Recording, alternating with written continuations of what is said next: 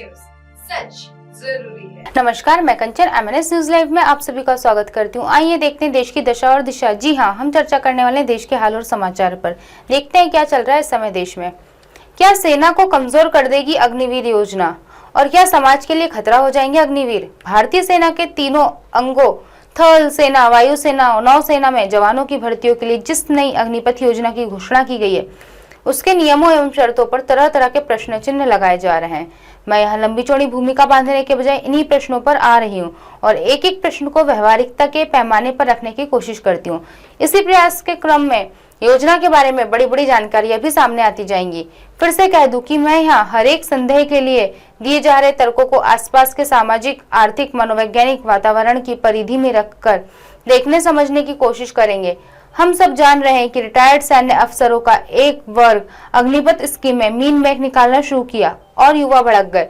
फिर विरोधी दलों को राजनीतिक रोटियां सेकने का मौका समझ में आया और वो बिना यह सोचे कि बात राष्ट्रीय सुरक्षा के सर्वोच्च प्रहरी सेना के हितों की है, नई योजना के विरोध में मुखर हो गए। कांग्रेस पार्टी तो अग्निपथ योजना की वापसी की मांग को लेकर धरने पर बैठ गई। इससे पहले तेलंगाना को छिड़कर हिंदी भाषी राज्यों में अग्निपथ योजना के खिलाफ युवाओं में जबरदस्त रोष देखा गया। मेरा अपना प्रदेश बिहार हिंसक आक्रोश का केंद्र बन गया, जहां कई ट्रेनों को आग लगा दी गई। वहां विरोध की आड़ में जमकर उत्पात मचाया गया। वहां के सत्ताधारी गठबंधन बीजेपी और जेडीयू के बीच खटपट के ताजा दौर से भी स्थितियां बेकाबू हुई, क्योंकि मुख्यमंत्री नीतीश कुमार जेडीयू से हैं, जबकि अग्निपथ योजना केंद्र सरकार की है, जहां बीजेपी सत्ता में है। बिहार में दोनों पार्टियों के बीच अनबन के आगोश में छिपे निहितार्थ को विस्तार नहीं देते हुए लौटते हैं। अग्निपथ योजना के विरोध के मूल प्रश्न पर कहा जा रहा है कि अग्निवीर इंटर्न होंगे और इंटर्न के भरोसे सेना युद्ध नहीं लड़ सकती। मैंने अपनी प्रोफेशनल लाइफ में कहीं नहीं देखा कि इंटर्न कमिटमेंट के पैमाने पर कंफर्म जॉब वालों के मुकाबले कमजोर होते हैं, बल्कि हकीकत में उल्टा ही होता है।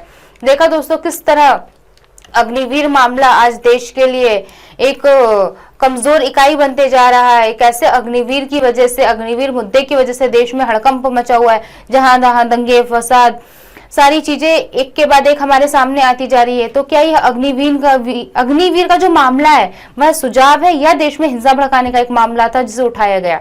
आज की खबरों को यहीं विराम देते हैं। कल फिर मिलेंगे इसी समय इसी जगह। देखते रहिए एमएनएस न्यूज लाइव, क्योंकि सच जरूरी है। नमस्कार।